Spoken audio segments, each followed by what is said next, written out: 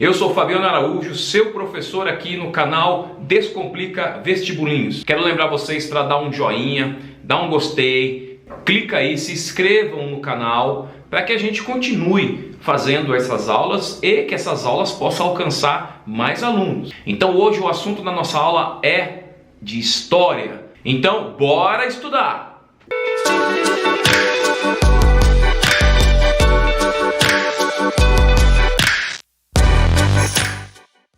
Fala pessoal, tudo bem? Vamos lá para a nossa aula de história. Vamos entender um pouquinho sobre o que é história, o que estuda e como os historiadores utilizam das ferramentas disponíveis através dessa ciência para entender o tempo. Então vamos lá, história. Então vamos falar sobre o tempo, forma de registro e produção do conhecimento dentro do contexto científico da história. Então vamos lá, essa primeira imagem, vamos entender ela, o que ela busca explicar. Na verdade, assim, vocês estão vendo um relógio e vocês estão vendo livros, tá? A gente vai entender que esses livros eles correspondem a documentos históricos e o relógio ele faz menção ao tempo.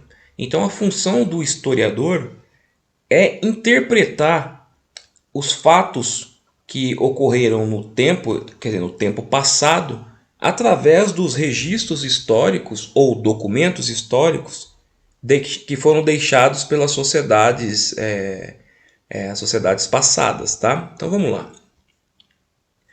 Então o que é história? Então a história é a ciência, né? Ela é uma ciência, então por ser ciência, ela busca através de fatos entender a verdade que ocorreu nos tempos passados, tá? Então o responsável é por estudar os acontecimentos passados e entender o tempo decorrido nesse intervalo, ok? A história, como ciência, tenta explicar uma verdade sobre um determinado tema passado. Tá? Com base nisso, nessa determinação, a gente vai demonstrar agora como que essa ciência faz para entender a verdade sobre esse tempo passado. Então vamos lá, como o historiador faz isso? Então, para fazer essa interpretação do tempo, os historiadores eles utilizam de algumas ferramentas, tá? Essas ferramentas são os vestígios que foram deixados pelas sociedades, né, que ocorreram, né, que antecederam a nossa sociedade, a nossa contemporânea, né? Então eles utilizam de vestígios. E esses vestígios eles podem ser divididos de várias maneiras, só que eles são chamados de documentos históricos, tá? Existem os documentos históricos que são escritos, então você tem lá registro em jornal, registro em livros, você tem cartas, tudo que for escrito, então a gente chama de documento histórico escrito.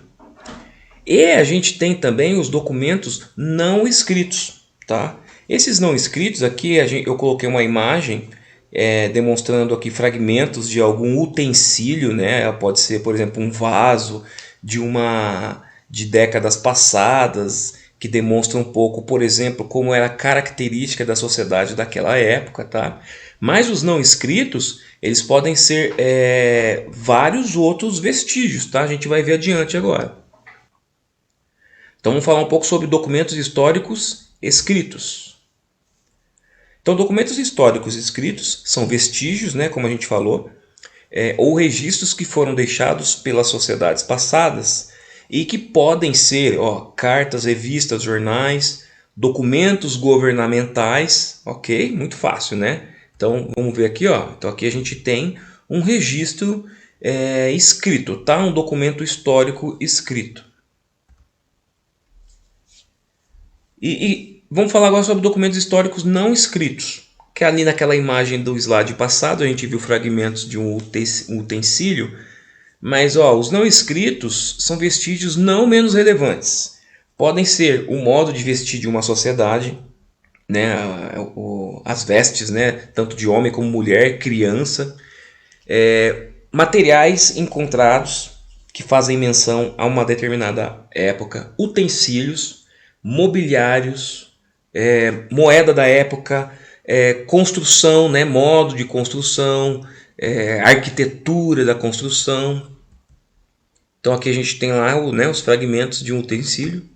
Com base nesses documentos históricos, quais são os recursos que os historiadores utilizam para organizar isso? Então, dois recursos são utilizados pelos historiadores para organizar os fatos históricos, tá? Então, a gente falou sobre os documentos, sobre os registros, sobre os vestígios, né? Como que isso se encaixa no estudo dos tempos passados, tá? Agora a gente vai falar sobre a organização disso tudo.